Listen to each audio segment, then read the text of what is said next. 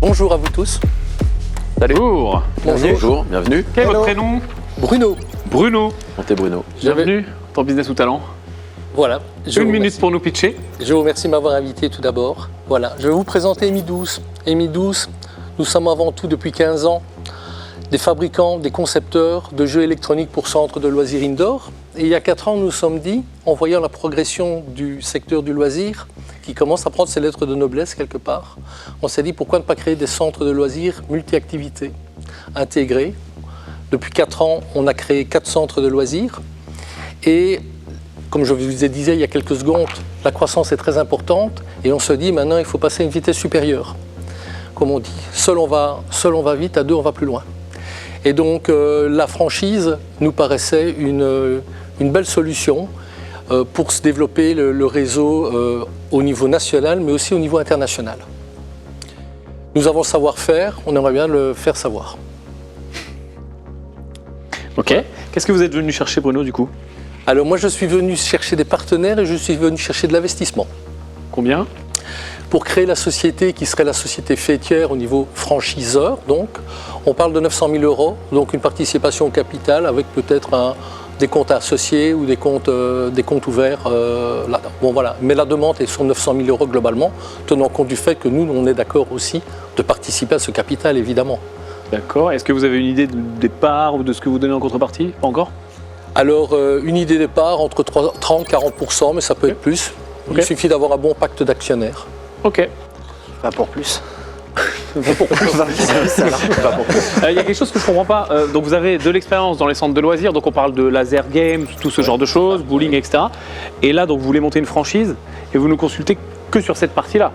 Mais vous avez des centres vous-même en propre? On a des centres en propre, en intégré, donc on mettrait à la limite dans le paquet.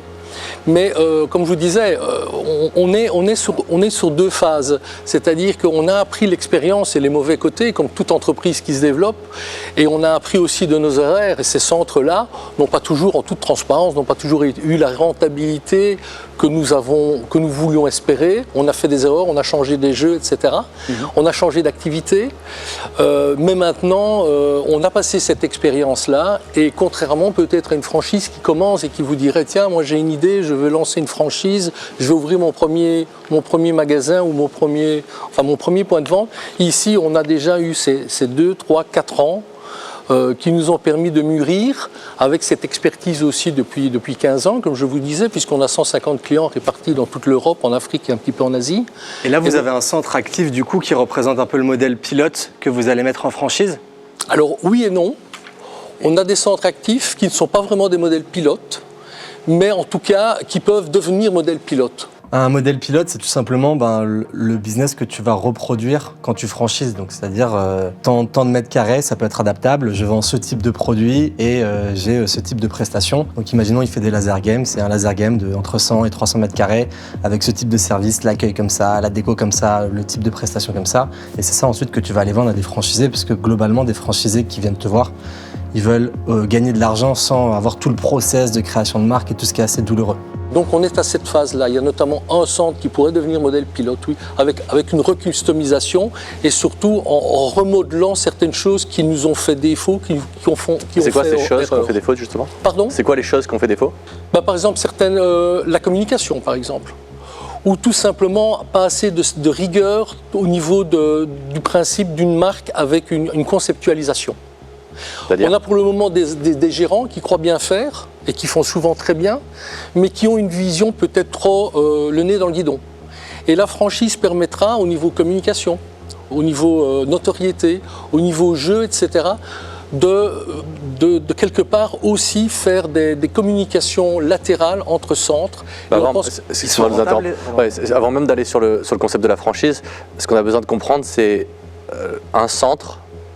Est-ce qu'il est duplicable? Est-ce que justement il y a un modèle? C'est-à-dire c'est quoi un centre type en termes de revenus, sa profitabilité, à quoi il ressemblerait, tous ces éléments-là pour voir à quel point on peut l'étendre? Alors un centre type pour nous, après encore une fois différentes expériences, c'est 2400 mètres carrés, entre 2000 et 3000 mètres carrés. Vous êtes propriétaire des murs à chaque fois? Non, non, jamais. Dans le cas, jamais. Pourquoi? Parce qu'on se focalise sur le fonds de commerce. On trouve que l'EBITDA dans le fonds de commerce est plus important que dans l'immobilier. Parce que vous parlez de gérant, j'ai pas compris. Oui. C'est vos établissements en propre Oui. ou c'est via un contrat de location-gérance ou je ne sais quoi? Au jour d'aujourd'hui, on a toujours essayé d'avoir donc des centres intégrés, mais on s'adosse avec un partenaire local. Mais donc c'est un petit peu, quelque part, on fait de la franchise sans avoir le nom de franchise, puisque s'adosser à un partenaire local, c'est déjà quelque part, je dirais, la plus-value et l'expertise de la franchise. Mais qui n'est pas un gestionnaire salarié, il est indépendant. Il est salarié ou il est actionnaire. Voilà. Mais de toute façon, il est payé pour ses prestations de gérant. Et ils sont rentables, les centres à date?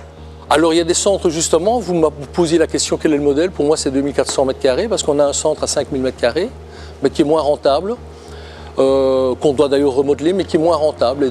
Et on a des centres plus petits à 1200 ou à 1600 m² qui sont moins rentables aussi. Donc le centre de 2000 à 2400 m², et pour nous C'est quoi là qui fait qu'un centre va devenir rentable ou pas rentable par rapport justement aux différentes tailles? C'est le loyer qui a un impact? C'est quoi qui Alors fait... le loyer, lorsque vous étiez dans le loisir il y a 10 ans, et que vous alliez trouver un gestionnaire de shopping mall ou un propriétaire de retail park et que vous lui disiez « moi j'aimerais bien te faire du loisir », il vous disait « bon, d'abord la première chose, vous savez, j'ai Zara, j'ai Decathlon, j'ai H&M qui sont devant vous et j'aime mieux travailler avec eux ». La vente en ligne est passée par là et même ces chaînes qui sont toujours performantes, je n'en demeure pas moins, ont réduit leur voilure.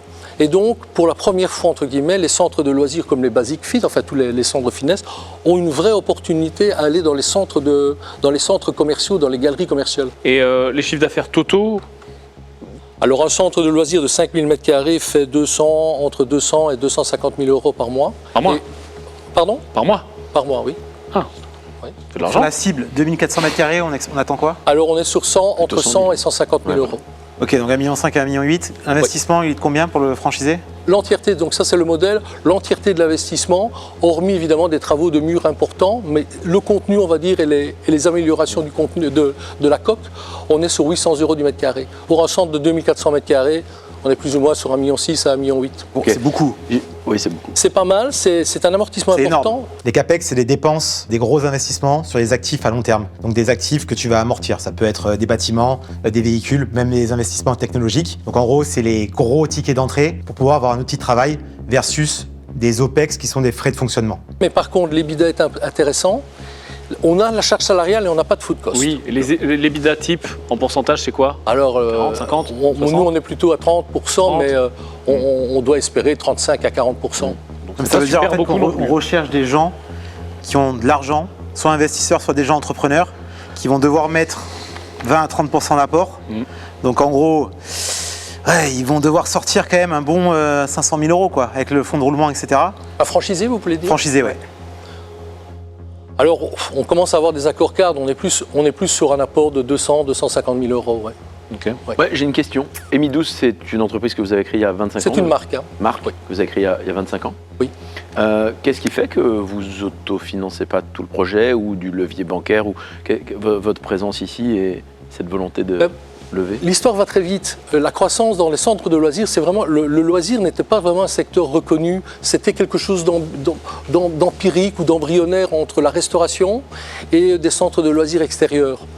Il a pris, alors j'aime pas le terme, mais en fait je vais quand même le dire, c'est lettre de noblesse, tout de suite après le Covid, où il y a eu vraiment un engouement de la population européenne, même dans le monde entier, pour les centres de loisirs. Donc le modèle est vraiment apparu. Et parallèlement à cela, ce qui est apparu aussi, c'est la liberté de salles de surface. Avant, pour terminer un petit peu ce que je vous disais tout à l'heure, avant, on avait les textiliens qui étaient devant nous, ou les grandes chaînes de fast-food, ou tout simplement les succursalistes, la grande distribution, etc.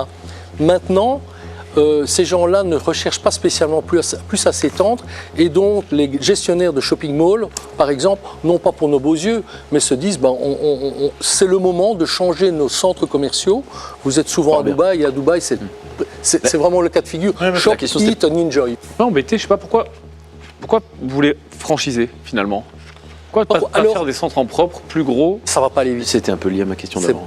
Écoute, pour le moment, le secteur est en train. Par exemple, il y a beaucoup de fonds d'investissement qui arrivent dans le secteur. Hein, et donc, les banques commencent à comprendre qu'il y a quelque chose à faire. Et donc, on a eu, alors sans aucune prétention, croyez-le bien, mais on a eu cette idée avant le Covid de faire des centres multi-activités. Je ne l'ai pas inventé, c'est simplement en voyant ce qui se passe en Chine, aux États-Unis, en Asie en général. Et Et maintenant, tout le monde se rend compte qu'il faut le faire. Et ceux qui le font avec des rentabilités. Et donc, soit on reste petit, on avance petitement. On avait 4 centres, on a ouvert 4 centres en 2 ans, donc c'est pas mal, avec des petits moyens. Mais maintenant, il y a des gens avec des fonds d'investissement qui viennent. Et justement, il y a peut-être un moyen de le faire autrement. Oui. Peut-être en scale-up. Si vous avez déjà, vous, des centres qui tournent et qui sont rentables, allez chercher à faire du LBO sur de la concurrence, sur des gros centres qui eux aussi sont rentables, et faire du scale-up et bâtir un groupe de cette façon-là. C'est peut-être une façon de faire plus rapide. En effet, que c'est un bon compromis, je pense, entre la franchise et faire les centres en propre. La franchise, dans ce cas-là, on n'y croit pas trop parce qu'il n'y a pas de standardisation en fait. C'est-à-dire que si il faut s'adapter à chaque emplacement et changer le concept à chaque emplacement, c'est pas une franchise. Pour l'instant, c'est que vous avez une idée de vouloir franchiser, donc c'est déjà une bonne première étape. Oui. Et il faut vous travailler sur le concept de franchise, dans le sens il faut que vous ayez un modèle pilote à pouvoir mettre en face avec des revenus, une profitabilité, à quoi ça va ressembler pour qu'un franchisé puisse venir se projeter demain à vouloir justement potentiellement se franchiser. Sinon pour lui, il n'a pas d'intérêt. Là aujourd'hui, vous êtes un petit peu en mode artisanal, c'est-à-dire vous avez une expérience, vous avez fait de façon, vous avez fait vos trial and error, mais au final, vous n'avez pas quelque chose à proposer de concret, ferme, défini pour pouvoir séduire un franchisé. Et donc même si on vous donne 900 000 € demain, enfin on investit 900 000 € avec vous, on va aller nulle part ensemble tout de suite. Donc nous, ce qu'on aimerait vous proposer dans un premier temps, c'est redéfinissez votre modèle tel que vous voulez le faire vraiment, avec un modèle pilote. Ayez quelque chose qui soit franchisable et après éventuellement on pourra se reparler. D'accord, ça va. Ça résume bien ce que je suis tout à fait d'accord avec ça. Ça résume le fait qu'on ne délibère pas du coup. Ouais, non. Ça va, vous êtes tous d'accord? On est d'accord. Ok, merci de m'avoir écouté. Merci beaucoup. J'ai une petite question. M12, ça n'a rien à voir avec Mission Impossible le 12? Non. Il y avait une Ça me titillait. Non, absolument pas. Merci à vous, bonne continuation. À bientôt. Merci. Merci beaucoup.